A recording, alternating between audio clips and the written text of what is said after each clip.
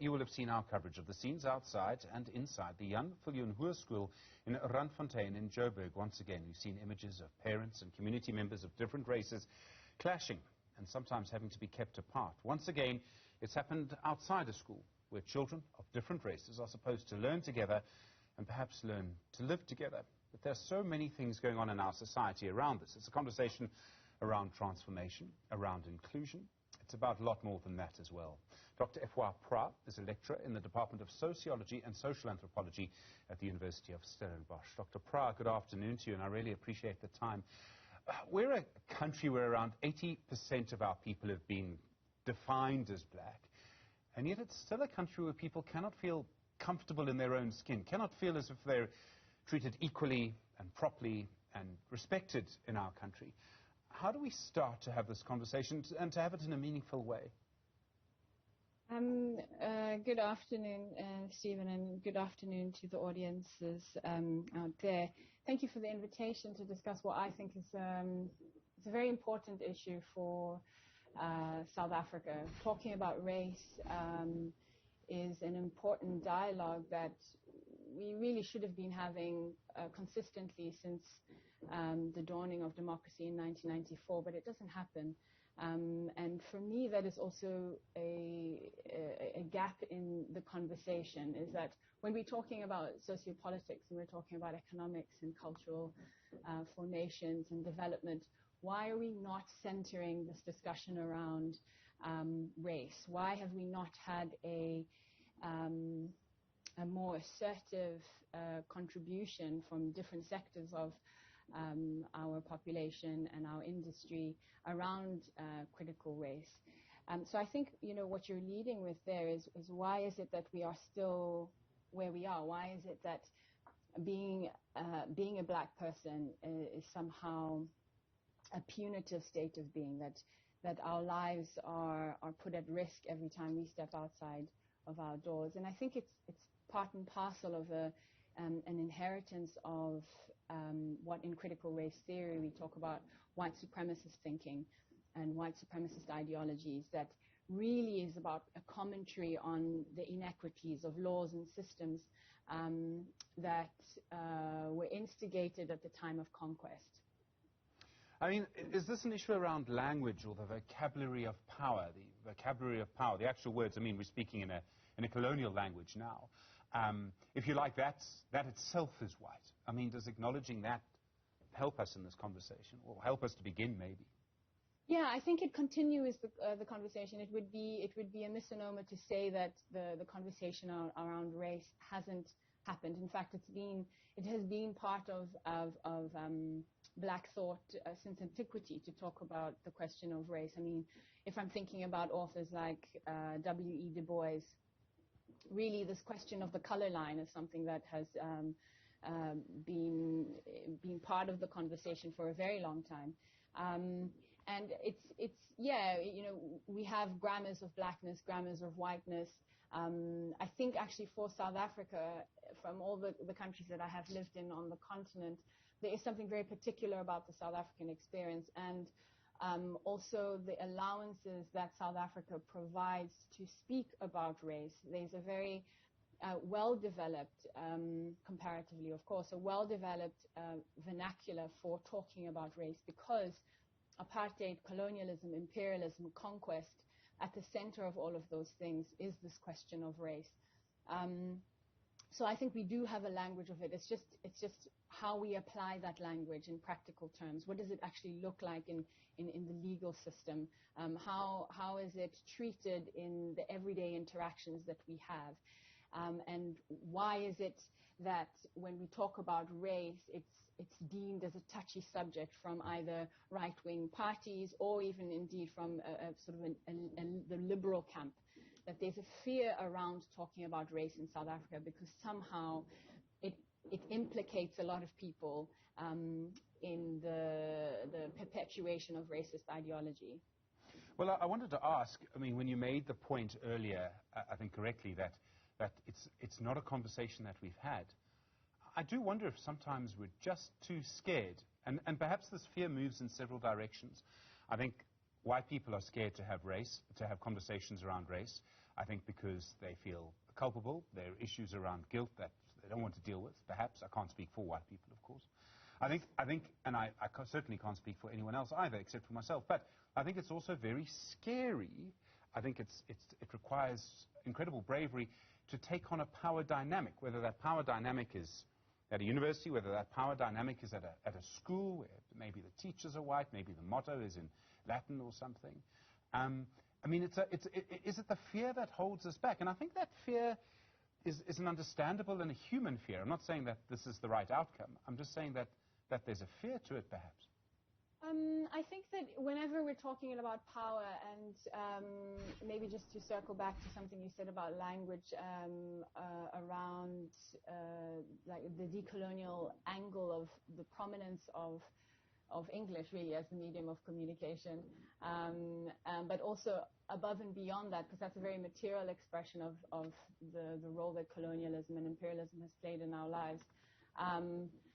But there is something to remark upon about the language of exchange, because of course it comes couched in a lot of problematic ideologies. But then also what you're referring to here about the fear, I think it's at part of the conversation is also about power, and that when we talk about the anxieties that people have, I think that it might miss it. If we focus too much attention on the fear that people have about having difficult conversations, and I say that with maybe a smattering of cynicism here, because it's not to term it a difficult conversation somehow. I don't know. It takes the punch out of and takes the weight out of something that is all encompassing, that is deeply dividing, and the only way in which we can not the way only in which we can broach the subject, I think, is actually just to tackle it head on. So focusing on the anxieties that people might have actually panders to this to white fragility, Sure. And I think white fragility and anxieties mean that it's working. If somebody is uncomfortable under the collar and is anxious about approaching a human rights violation, it's because there's truth to it. And we should never feel obligated to pander to the needs of anxious right-wing politics, and indeed to fragile states of whiteness, Sure. because that really derails the conversation if we are focusing our attention on constantly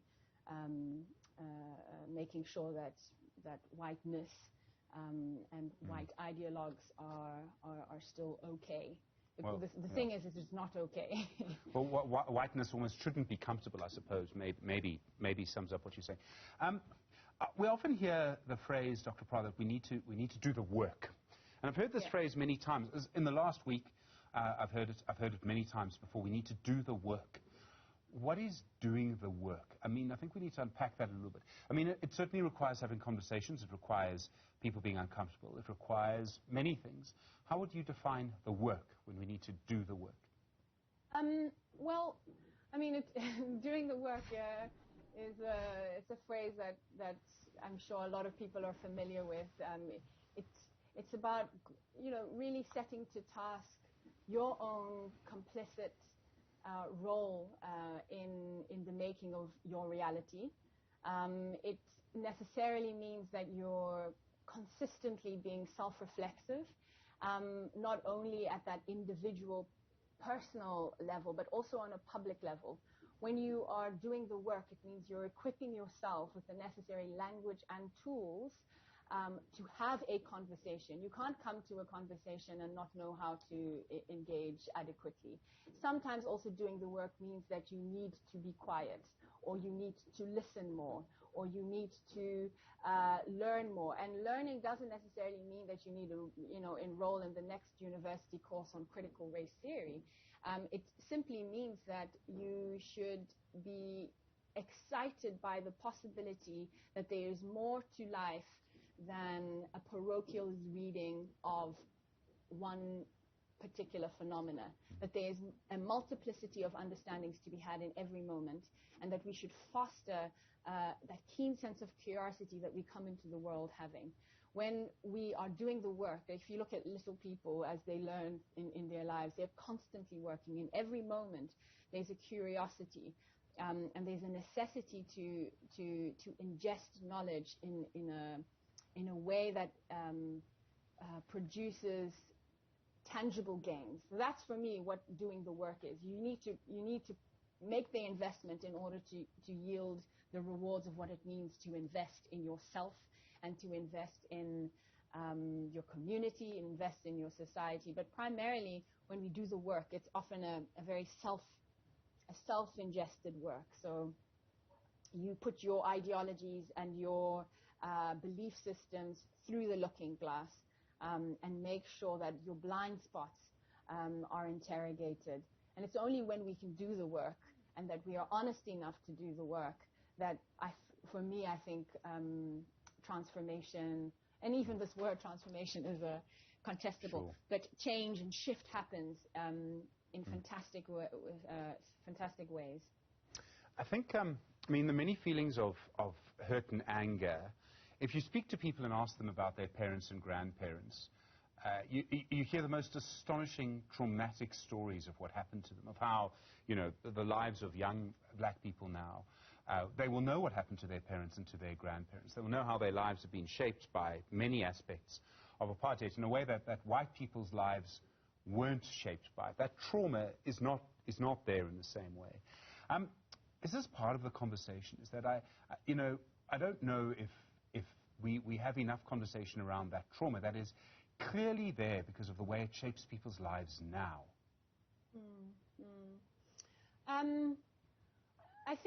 I think yes, of course, there's the picture is very clear about oppression, suppression, violation, violence on every stage. The caliber of violence of apartheid, of imperialism, of colonialism, of enslavement is written on the body, it's written in our social systems, it's written in our cultural and legal institutions. And of course, that is 100%, you know, there is a perpetrator and there's a subject, somebody who receives the trauma. But to be this dyadic relationship between victim and perpetrator is also something that could be troubled in the conversation. We need to also messy those definitions, because when you are a perpetrator of violence that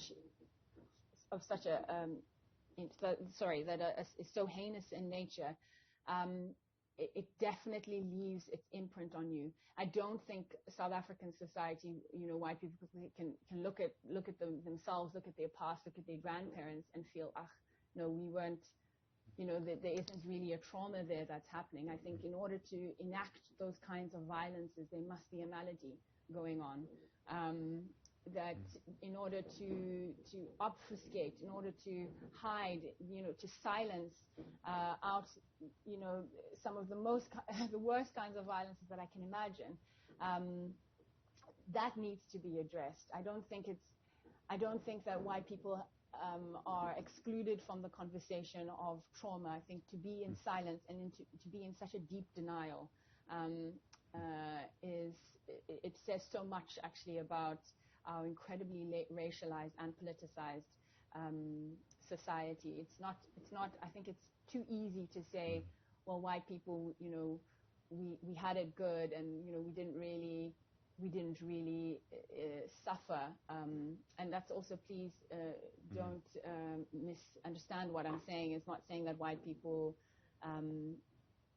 were sufferers during apartheid, but I think the more important thing is that to enact those kinds of violences, there is something that needs to be attended to deep in the psyche of perpetrator-victim dyadics. I once had a conversation with someone who works with Father Michael Lapsley. He runs the Centre for the Healing of Memories in Cape Town on sort of this issue. And he mentioned in a conversation with him once that this was a public conversation, that if you have a talk around reconciliation and transformation and history with some members of the Afrikaans-speaking community, it won't be long before someone brings up the Afrikaner, the Boer War against the British and concentration camps. And I think that gets to the trauma that you're talking about, something that happened between, between 1899 and 1902, still has all sorts of impacts and things now, and that happens in many, many ways. I wonder, Dr. Prah, I mean, to an extent, these issues that we've seen this week are happening in our schools, and I think they happen in our schools for a very important reason. I think they happen because prejudice is still in homes.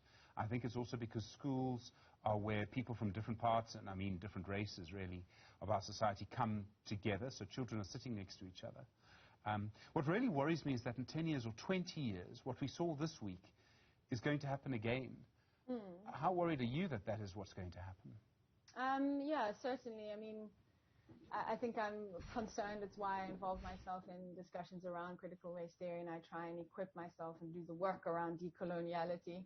And that is also to say that, this is what, when people painted the Rainbow Nation idea, I think that it sort of whitewashed a very important conversation that we could have had, should have had, at the dawning of democracy. And so now you have still cases where your veritable blackness is a danger. You become somehow vulnerable in your blackness, in your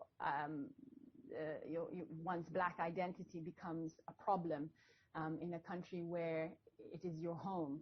And so, yeah, I think that I wouldn't be surprised, actually, if in 20 years' time we are still circling back to these very same issues. Because when we are thinking about transformation, we need to also think about it in economic terms. There's economic redistribution, restitution, reparations. We need to relook at sort of our legal system, the frameworks there that seek to support our people and our citizens. What is our constitution doing for us? And why are people not held accountable for racist practices, racist ideologies? But also, Stephen, I just quickly want to circle back to what you said. And when I talk about white people suffering, I'm not talking about the Afrikaans wars between the Boers and the English. I'm more sort of delving into the silences of complicitness and the violence that those silences have on black bodies and black life, that white people, by and large, whiteness hides behind. And I think that is a suffering. It's an example of a suffering that when you are silent about something, that means you are quietly suffering from guilt and shame. And those kinds of states of beings are very unhelpful in the conversation. And even before we can start to empathize with atrocities that have happened against white bodies, I think there is necessarily an acknowledgement that is important. Prior to those wars happening between the Afrikaans and the English, we had conquest in South Africa. And the mentality of conquest is something that we often do not talk about. And there's a small body of small school of thought that is slowly building in Southern Africa around this idea of conquest and the legal framework, the making of our legal system.